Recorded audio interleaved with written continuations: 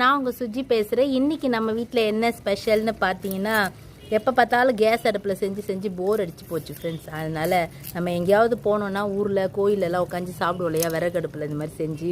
நான் இரும்படுப்பு திருவிழாவில் வாங்கி வச்சுருக்கேன். அதனால் வந்துட்டு இரும்படுப்பில் இன்றைக்கி நம்ம வீட்டு மொட்டை மாடியிலேயே சிக்கன் பிரியாணி ரெடி பண்ணிகிட்ருக்கேன் ஃப்ரெண்ட்ஸ். அதனால் இதோட ஃப்ளேவரே வாசனையே செம டேஸ்ட்டாக இருக்கும்.